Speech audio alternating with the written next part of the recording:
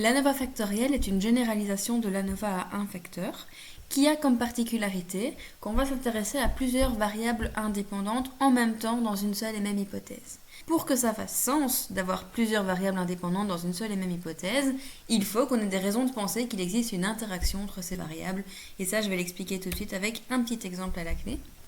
Imaginons donc qu'on pense que suivre une psychothérapie influe sur le bien-être de patients dépressifs. On a un facteur psychothérapie qui a un effet sur le score de bien-être de patients dépressifs. La psychothérapie est donc une variable indépendante et le bien-être une variable dépendante. On rajoute en plus qu'on pense qu'il y a aussi un effet de la médication sur le bien-être. On a donc ici une deuxième variable indépendante qui est la médication. Et donc on voit bien que dans cet énoncé, on a plusieurs variables indépendantes. Si j'avais simplement les hypothèses que je viens d'énoncer, c'est-à-dire effet de la psychothérapie sur le bien-être et effet de la médication sur le bien-être, eh bien, on pourrait faire deux ANOVA à un facteur séparé. Jusque-là, rien ne nous indique qu'il y ait une raison de considérer les deux variables en même temps dans une seule hypothèse.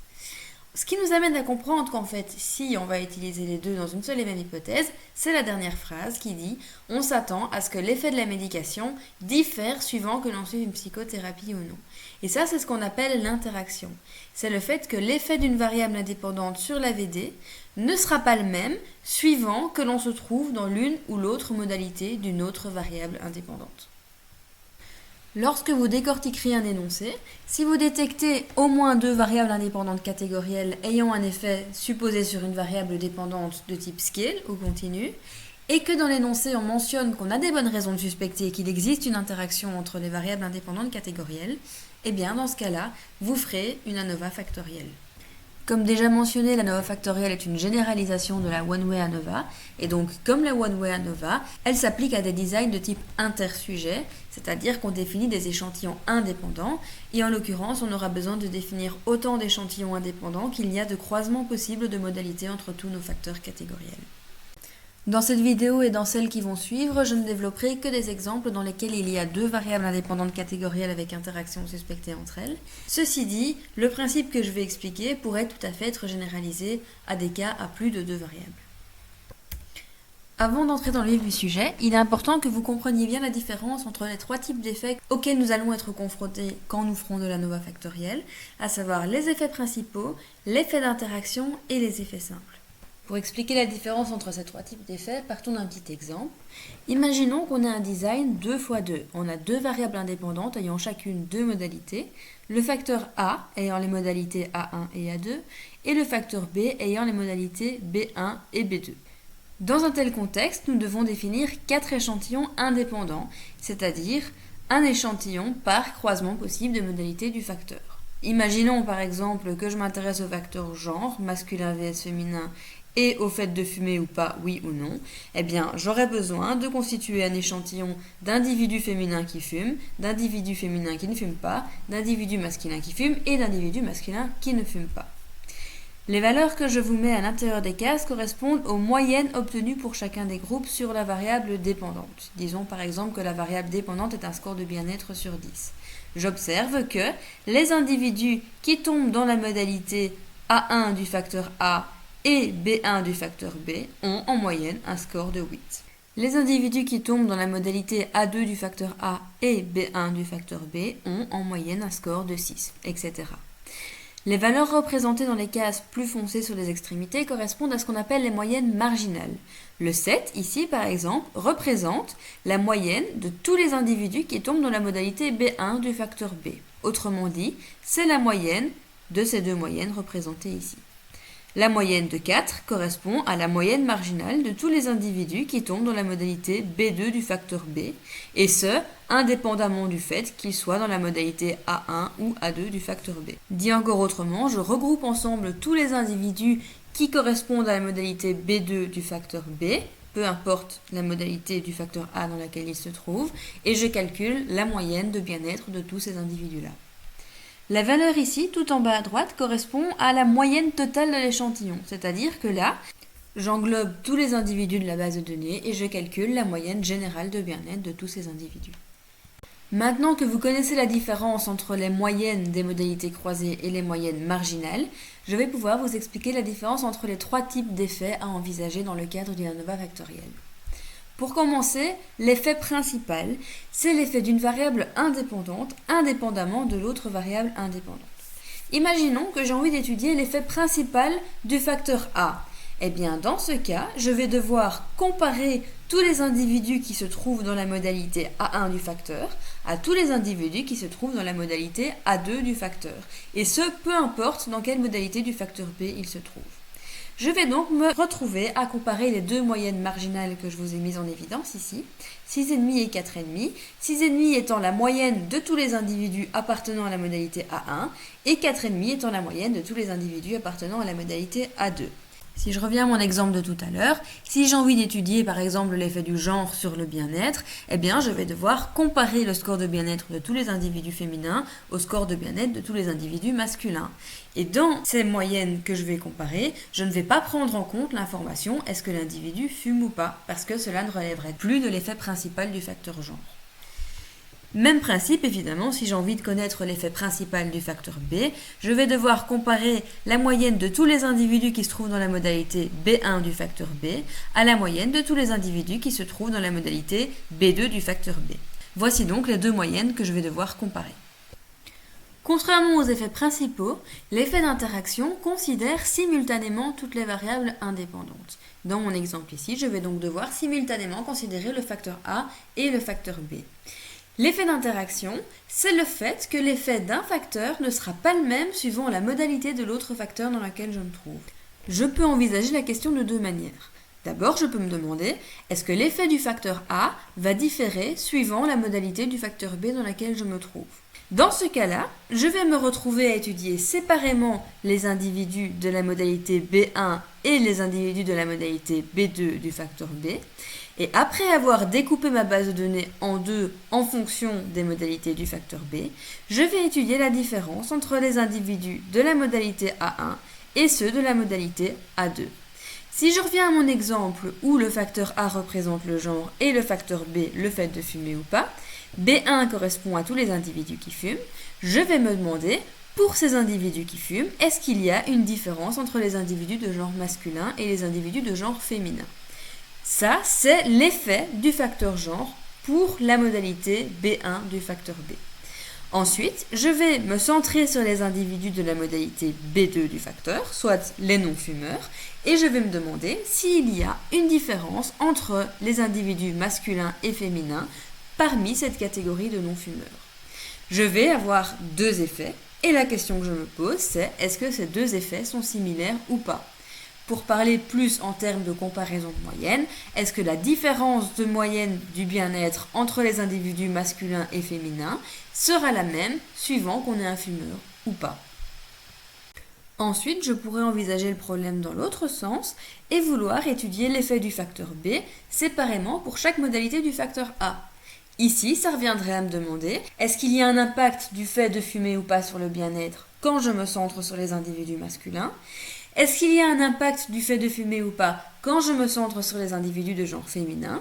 Ensuite, je pourrais comparer les deux effets dans l'une et l'autre catégorie du facteur genre et me demander s'ils sont similaires ou pas.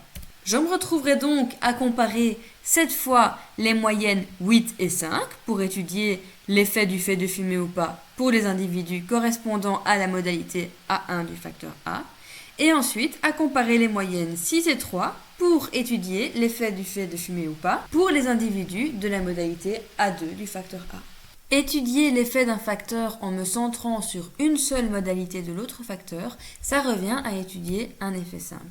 Lorsque je compare l'effet du facteur A séparément pour les individus de la catégorie B1 et pour ceux de la catégorie B2, eh bien j'étudie deux effets simples. La comparaison des moyennes 8 et 6 constitue un effet simple, la comparaison des moyennes 5 et 3 constitue un autre effet simple.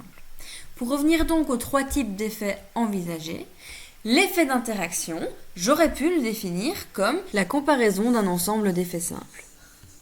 Et l'effet simple est donc le développement de l'interaction. Si l'interaction est significative, ça veut dire que l'effet d'un facteur ne sera pas le même en fonction de la modalité de l'autre facteur, et donc que j'ai intérêt à étudier l'effet de ce facteur séparément pour chacune des modalités de l'autre facteur.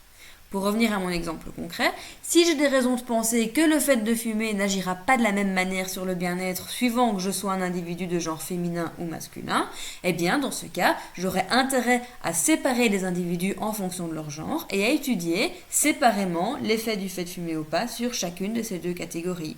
Il est vraiment fondamental que vous compreniez bien la différence entre les trois types d'effets, puisque vous allez devoir les étudier séparément lorsque vous ferez une ANOVA factorielle. Vous devrez être capable de repérer qu'est-ce qui relève de l'effet principal du facteur A, qu'est-ce qui relève de l'effet principal du facteur B, et qu'est-ce qui relève de l'interaction.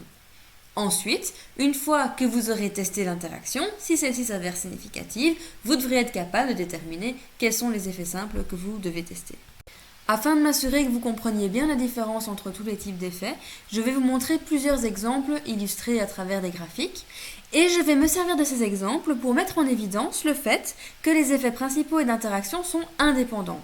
Ça veut dire qu'il est tout à fait possible d'avoir un ou plusieurs effets principaux significatifs mais pas d'effet d'interaction significatif, tout comme il est possible d'avoir un effet d'interaction significatif mais pas d'effet principal significatif.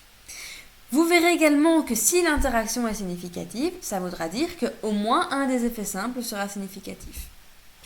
Imaginons que l'on étudie l'effet du niveau de responsabilité et de l'âge sur le stress ressenti par divers participants. On est en présence d'un design 2x3. Le facteur âge a deux modalités. On distingue les individus de plus de 50 ans et ceux de moins de 50 ans. Le facteur niveau de responsabilité a trois modalités. Employé, cadre inférieur, cadre supérieur. Sur le graphique que je vous montre ici, nous avons le facteur niveau de responsabilité qui est représenté sur l'axe des X. Le facteur âge voit ses modalités représentées par des couleurs distinctes. Sur l'axe des Y, on trouve la variable dépendante. Chacun des 6 points dans le graphique représente la moyenne d'un des 6 croisements de modalités possibles. Ce point représente la moyenne de stress des employés de plus de 50 ans. Ce point représente la moyenne de stress des employés de moins de 50 ans. Celui-ci représente la moyenne de stress des cadres inférieurs de plus de 50 ans, etc. On va tenter de déterminer quels sont les effets, parmi les principaux d'interaction et simples, qui semblent apparents sur ce graphique. Attention, bien entendu, le fait qu'un effet semble apparent sur un graphique ne veut pas dire que cet effet est significatif. Le seul moyen de s'en assurer, ce serait de faire un test d'hypothèse. Ici, l'objectif est vraiment donc de regarder si visuellement on a l'impression qu'un effet existe ou pas. Commençons par l'effet principal de l'âge. Étudier l'effet principal de l'âge revient à se demander s'il y aurait une différence de stress en moyenne entre les individus de plus de 50 ans et ceux de moins de 50 ans. Autrement dit, il faudrait faire la moyenne globale des 3 points représentés ici en bleu, la moyenne globale des 3 points représentés en orange, et déterminer si ces deux moyennes globales diffèrent l'une de l'autre ou pas. Si je calcule la moyenne globale de tous les individus de plus de 50 ans, je trouve un résultat qui tourne autour de 5. Si je calcule la moyenne globale de tous les individus de moins de 50 ans, je trouve une moyenne qui tourne autour de 6. Je mets en évidence un effet principal de l'âge, et d'ailleurs il semblerait que les individus de moins de 50 ans ici ressentent plus de stress que ceux de plus de 50 ans. Si je veux étudier l'effet principal du niveau de responsabilité, je dois comparer le stress moyen de tous les employés à celui de tous les cadres inférieurs et encore à celui de tous les cadres supérieurs. Je dois donc cette fois calculer 3 moyennes marginales. Les voici. Si je fais la moyenne des employés de plus de 50 ans et de ceux de moins de 50 ans, je me trouve, pile entre les deux, je trouve une moyenne globale, moyenne marginale d'à peu près 5,5. Et si je fais la même chose pour les cadres inférieurs et pour les cadres supérieurs, je trouve également une moyenne qui tourne autour de 5,5. Autrement dit, la moyenne marginale des employés des cadres inférieurs et des cadres supérieurs est identique, ce qui veut dire qu'il ne semble pas y avoir d'effet principal du niveau de responsabilité. Pour terminer, en ce qui concerne l'interaction, je pourrais m'y prendre de deux manières. Je pourrais me demander, est-ce que l'effet de l'âge est le même chez les employés, les cadres inférieurs et les cadres supérieurs? Ou alors, je pourrais prendre le problème dans l'autre sens et me demander, est-ce que l'effet du niveau de responsabilité est le même chez les plus de 50 ans et chez les moins de 50 ans? Je vais commencer par étudier l'effet de l'âge distinctement chez les employés, les cadres inférieurs et les cadres supérieurs. Pour étudier l'effet de l'âge chez les employés, je dois comparer la moyenne des employés de plus de 50 ans à celle des employés de moins de 50 ans. Et la différence entre ces deux moyennes représente l'effet de l'âge.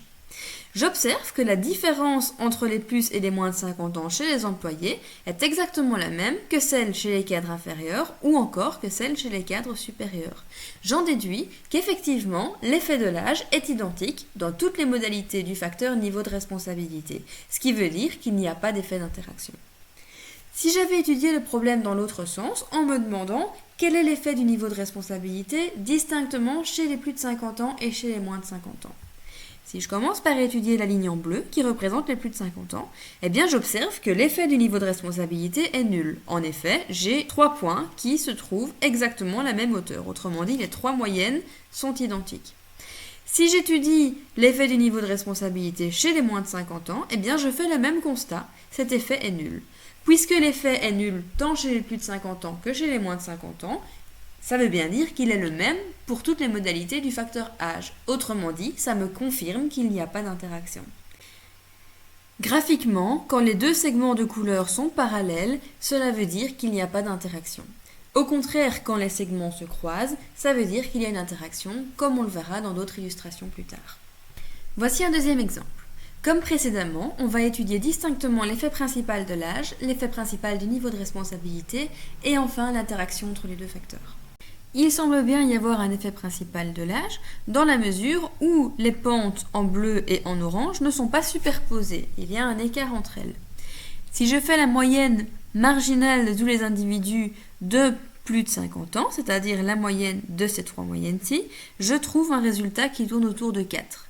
Si je fais la même chose pour les moins de 50 ans, je trouve une moyenne marginale qui tourne autour de 6. Il y a donc bien une différence entre les plus et les moins de 50 ans. J'ai donc l'impression qu'il y a un effet principal de l'âge. En ce qui concerne l'effet principal du niveau de responsabilité, la moyenne marginale de tous les employés va se trouver à mi-chemin entre ce point bleu et ce point orange, soit ici. Et si je fais la même chose pour les cadres inférieurs et pour les cadres supérieurs, j'observe que les 3 moyennes marginales ne sont pas identiques, ce qui me confirme qu'il semble y avoir un effet principal du niveau de responsabilité. En ce qui concerne l'interaction, par contre, dans la mesure où le segment orange et le segment bleu sont parallèles, il ne semble pas y avoir d'effet d'interaction. Voici encore un troisième exemple, et nous allons toujours faire exactement le même exercice.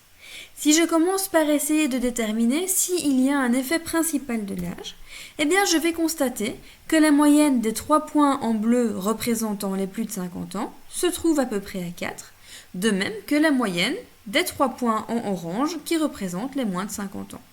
La moyenne marginale des plus de 50 ans étant la même que la moyenne marginale des moins de 50 ans, j'en déduis qu'il ne semble pas y avoir d'effet principal de l'âge. En ce qui concerne l'effet principal du niveau de responsabilité, je trouve une moyenne marginale pour les employés qui est identique à celle pour les cadres inférieurs et à celle pour les cadres supérieurs. Il n'y a donc visiblement pas non plus d'effet principal du niveau de responsabilité. Par contre, contrairement aux 2 premières illustrations, le segment de droite en bleu et celui en orange se croisent. Il y a donc un effet d'interaction. Lorsqu'il y a un effet d'interaction, il fait sens d'étudier les effets simples séparément. Je peux au choix comparer 3 effets simples, à savoir l'effet de l'âge respectivement chez les employés, chez les cadres inférieurs et chez les cadres supérieurs, ou comparer 2 effets simples, à savoir l'effet du niveau de responsabilité distinctement chez les plus de 50 ans, soit la comparaison des 3 points en bleu, et chez les moins de 50 ans, soit la comparaison des 3 points en orange. Et dans les 2 cas, j'observerai qu'il y a au moins un des effets simples qui est différent des autres. Si j'étudie l'effet de l'âge séparément pour chaque modalité du facteur niveau de responsabilité, j'observerai que l'effet de l'âge chez les cadres inférieurs est beaucoup plus petit que celui chez les employés et chez les cadres supérieurs. Il est même nul d'ailleurs chez les cadres inférieurs. Et si j'étudie l'effet du niveau de responsabilité séparément chez les plus de 50 ans et chez les moins de 50 ans, j'observerai qu'il n'est pas le même dans les 2 catégories d'âge. En effet, chez les plus de 50 ans, il semblerait que plus on a de responsabilité, moins on ressent de stress. Alors que ce serait exactement l'inverse chez les moins de 50 ans, pour qui, plus on aurait de responsabilité, plus on ressentirait un stress élevé.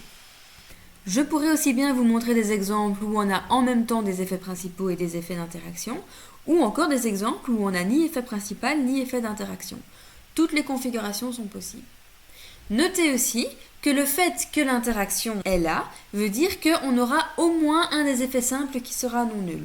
Au moins un ne veut pas dire tous. Ici, par exemple, si je m'intéresse aux 3 effets simples, effets de l'âge distinctement chez les employés, les cadres inférieurs et les cadres supérieurs, je note que l'effet est non nul seulement chez les employés et chez les cadres supérieurs, soit dans 2 des 3 effets simples. Voyons un tout dernier exemple. Ici, l'effet principal de l'âge semble nul. En effet, si je fais la moyenne des 3 points représentant les individus de plus de 50 ans, j'arrive à une moyenne marginale de 5, exactement comme si je faisais la moyenne des 3 points correspondant aux individus de moins de 50 ans. En ce qui concerne par contre l'effet principal du niveau de responsabilité, il semblerait que plus on est de responsabilité, globalement, plus on ressent un stress important. En ce qui concerne l'interaction, elle semble également présente dans la mesure où la droite en orange et la droite en bleu se croisent. Elles ne sont pas parallèles. Ça fait donc sens d'étudier les effets simples. Et je pourrais, par exemple, décider d'étudier l'effet du niveau de responsabilité séparément chez les plus de 50 ans et chez les moins de 50 ans. Ce faisant, je constaterai que l'effet simple, effet du niveau de responsabilité chez les plus de 50 ans, a l'air nul, alors qu'au contraire, l'effet niveau de responsabilité chez les moins de 50 ans a l'air positif. Il est tel que plus on a des responsabilités, plus on va ressentir un stress important. Si on choisit plutôt d'étudier les 3 effets simples, effets de l'âge distinctement chez les employés, les cadres inférieurs et les cadres supérieurs, on va trouver 3 effets simples différents. Chez les employés, l'effet de l'âge est tel que visiblement, les moins de 50 ans ressentent moins de stress que les plus de 50 ans. Chez les cadres inférieurs, cet effet est nul dans la mesure où la moyenne de stress des moins de 50 ans et des plus de 50 ans est identique.